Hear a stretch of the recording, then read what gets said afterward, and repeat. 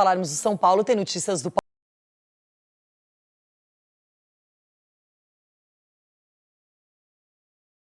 domingo. Essa história muda? Não, você quer beijar o pé direito ou esquerdo? Claro, depois a gente lembra disso. Não vai acontecer. No caótico calendário do futebol brasileiro, é raro ter um período de descanso. Ter 2 semanas entre um jogo e outro, então, nem se fala. Desde que foi contratado pelo Palmeiras em outubro do ano passado, Abel Ferreira já teve de comandar a equipe em 7 jogos no intervalo de 14 dias. Por isso, a comissão técnica alviverde aproveitou para transformar essa pausa nas competições em uma intertemporada. Qualquer semana cheia é algo muito proveitoso, ainda mais uma paralisação aí de 14 dias, então conseguimos restabelecer o grupo fisicamente, recuperar os jogadores, estamos com praticamente todos à disposição aí do Abel.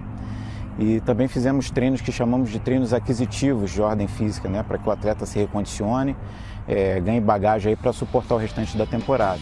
O único atleta do elenco que não está liberado para o jogo deste domingo contra o Flamengo é o lateral esquerdo Jorge, que não joga desde dezembro do ano passado. Mas, de acordo com o coordenador científico do clube, é questão de tempo para que o atleta esteja à disposição. O Jorge está no final da reabilitação dele, fase específica de condicionamento, final da fase 4 para ingresso na fase 5. E isso já permite que ele faça os trabalhos com bola, trabalhos de maior imprevisibilidade, trabalhos com grupo de maior exigência. E a gente espera que a partir da semana que vem ele esteja totalmente entregue ao Abel e à sua comissão técnica. Além de melhorar aspectos físicos, técnicos e táticos, esse período sem jogos também foi importante para o elenco se reestabelecer emocionalmente com atividades extra-campo.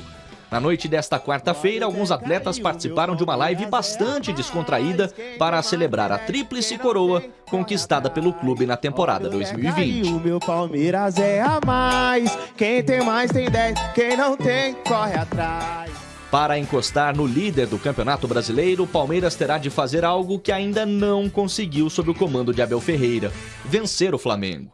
Em 3 jogos foram 2 derrotas e um empate amargo na final da Supercopa do Brasil, com vitória da equipe carioca nos pênaltis, num duelo que ficou marcado pela expulsão do técnico português. E na tarde desta quinta, Abel Ferreira terá um reforço importante: Gustavo Gomes, que recebeu cartão amarelo contra a Colômbia na última partida das eliminatórias, vai se reapresentar antes do previsto. Com isso, o zagueiro paraguaio vai participar de 3 treinos com o restante do elenco alviverde antes do jogo deste domingo contra o Flamengo. Os outros 2 palmeirenses convocados devem entrar em campo hoje à noite. O goleiro Everton terá mais uma oportunidade como titular do técnico Tite no jogo contra o Peru. E o lateral esquerdo, Joaquim Piquerez, deve ser mantido na equipe principal do Uruguai na partida contra o Equador. No domingo, a tendência é de que os 2 estejam no time titular para o decisivo duelo contra o Flamengo no Allianz Parque. Denilson, claro que agora ainda tem seleção, mas a partir de amanhã todo mundo vai respirar esse jogaço entre Palmeiras e Flamengo. Nossa. Na verdade, esse sim é um jogo que vale título brasileiro, título do Campeonato Nacional. Por quê?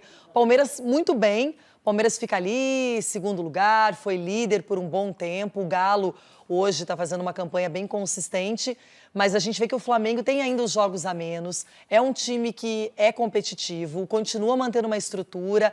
E no primeiro turno, quando começou a competição, o Abel Ferreira é um cara que guarda muito, né, na memória as coisas. Vai lembrar de uma derrota que também foi ruim, porque começar a competição já perdendo para o Flamengo é a hora do troco. E o Palmeiras, óbvio que tem que olhar sempre para frente, né? Olhar para o adversário que está acima, que nesse caso é o Atlético Mineiro, são 4 pontos de diferença, tentar diminuir essa vantagem. E o Flamengo tem essa questão dos jogos a menos, é o que dá a confiança para esses jogadores e o desempenho que o Flamengo vinha tendo, de aumentar essa perspectiva, esse pensamento de alcançar os times que estão lá na parte de cima. O fato do Flamengo jogar do jeito que vinha jogando. E aí também cabe a pergunta, né? Será que vão voltar assim? Eu não lembro que momento que teve uma parada e um time estava super bem, teve um parão, uma parada longa dessa, e o time voltou mal, perdendo e tudo mais. Acho que isso não vai acontecer com o Flamengo, pelo tamanho da qualidade que tem dentro desse elenco. Mas é um confronto que chama atenção porque, querendo ou não, acaba sendo um adversário direto aí para o Campeonato Brasileiro. Eu tenho uma curiosidade aqui. Você que jogava há muito tempo na seleção brasileira, quando você volta de uma data FIFA, essa é um pouquinho mais longa, não só com 2 jogos, mas com 3 jogos, você acha, por exemplo, que o time do Flamengo, que tem muitos jogadores em seleções, o Isla na chilena, Arrascaeta na uruguaia, Gabigol, né, na brasileira, assim como o Everton Ribeiro, você acha que isso influencia, os jogadores vêm mais cansados? Porque o Flamengo, o Gustavo Gomes, estava suspenso pela seleção do Paraguai, já se reapresentou, o Palmeiras tem menos problemas nesse sentido, está todo mundo descansado. Lourão, o cansaço existe, né? Não só por causa da viagem, também por causa dos jogos, só citar dois exemplos, até todos esses exemplos que você citou, porque o Arrascaeta também tem jogado como titular na seleção... O Piquerez também, né, do Palmeiras.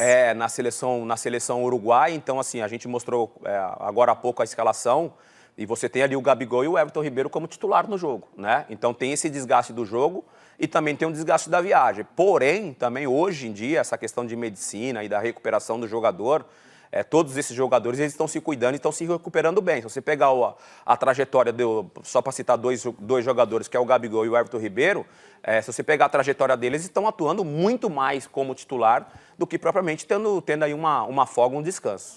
Bom, agora não sabemos qual será o destino do Maicon, ex-Grêmio, mas é um jogador que marcou a época, que foi muito vitorioso. Você falou aí, brigar com todo mundo, ganhar na marra, ganhar no grito. Peraí, deixa eu colocar o Abel aqui na parada. Você acha que o Flamengo, são 19 clubes contra 1, 19 clubes contra 1. Você acha que o Flamengo vai ganhar essa briga? Só para lembrar, né, Abel, ontem a decisão foi tomada para que não se volte o público, os 19 clubes estavam lá, o Flamengo não mandou o representante nessa conversa, nessa reunião, porque entende, e divulgou isso inclusive, entende que a CBF não tem poder aí nessa seara.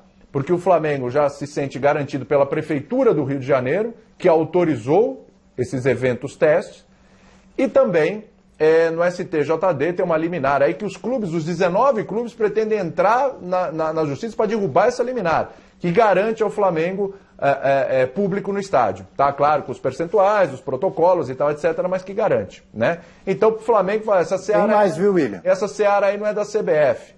Pô, vai ganhar no grito? Porque vai desmoralizar. Imagina o Flamengo ganha essa, como ficam os 19 clubes que juntos não tiveram força para derrubar o Flamengo nessa. Os 19 clubes e a CBF. E a CBF. Seria uma desmoralização mesmo. Mas além de tudo isso que você falou, né, os 19 clubes entrando na justiça para tentar derrubar a liminar que dá ao Flamengo o direito de ter público nos estádios, também chegaram aí a uma decisão que, se por acaso um clube conseguir ter público no estádio enquanto os outros não têm, que o Campeonato Brasileiro seria paralisado. Então aí eu vejo a dificuldade para o Flamengo ir em frente com isso, porque aí ele jogaria contra quem? É ou não é? Contra quem ele jogaria? Se estão todos os outros 19 dizendo que não vão jogar, que vai paralisar o campeonato, ele não teria adversário, ia jogar contra ninguém. Mas eu continuo achando um absurdo um time só ter o direito de ter torcida, enquanto os outros não têm. Isso em relação ao Flamengo, o Flamengo é o do momento. Se fosse qualquer outro, se fosse o Fluminense, se fosse o Inter, o Grêmio, o Atlético Mineiro, o Santos, o Corinthians, eu pensaria igual. O do momento é o Flamengo, que está pensando só nele. Eu acho completamente errado. Eu acho que tem que ser unificado aí o movimento para que todo mundo volte a ter público no estádio ao mesmo tempo. Senão fica uma injustiça realmente. Por que um pode ter público e o outro não pode? Né? Tem a diferença ali no jogo, né, de você ter ali a sua torcida, e tem a diferença financeira também. Você está conseguindo ter público, está arrecadando mais do que os outros nos seus jogos. Eu acho completo absurdo, eu acho errado. É óbvio que tem muitas dificuldades aí. Tem muitas dificuldades, só para completar rapidinho, Breyle, porque aí você depende dos governos locais, das prefeituras. Então, enquanto a Prefeitura do Rio de Janeiro já está permitindo, outras não estão. É um país de dimensões continentais enormes. Então, pode ser, por exemplo, que lá no Rio Grande do Sul, a Prefeitura de Porto Alegre ou o governo do estado, né? Vamos incluir aí o Juventude, porque aí se trata de Internacional, Grêmio e Juventude. Vamos dizer que está tudo muito melhor em relação à pandemia e tal, menos mortes, menos casos, e lá no Rio Grande do Sul está permitido. Mas lá em cima, lá no Ceará, não. E aí Fortaleza e Ceará dependem da prefeitura local. Então, é óbvio que para unificar tudo isso é muito mais difícil. O próprio governo do estado de São Paulo disse que só em novembro, início de novembro, que vai permitir... Isso, 1º de novembro. Né? 1º de novembro que vai ser permitido a volta do público nos estádios. É muito difícil, muito complicado você ter tudo isso ao mesmo tempo. Então, um aí vai ter que esperar os outros. Mas, então eu entendo o lado do Flamengo de querer a volta do público, ter uma folha salarial gigante, arrecada muito com a sua torcida. A gente compreende. Eu não compreendo o Flamengo achar que ele pode, enquanto os outros vão ter que esperar, porque aí é uma injustiça, não tem a tal da igualdade, da isonomia. Diga, Breler, eu falei para completar rapidinho e falei um monte. Não, mas vai lá. Você foi perfeito. É que o assunto é palpitante, mas o assunto é palpitante, é fogo. Mas você foi bem, Abel. Eu concordo com você sobre o momento e mesmo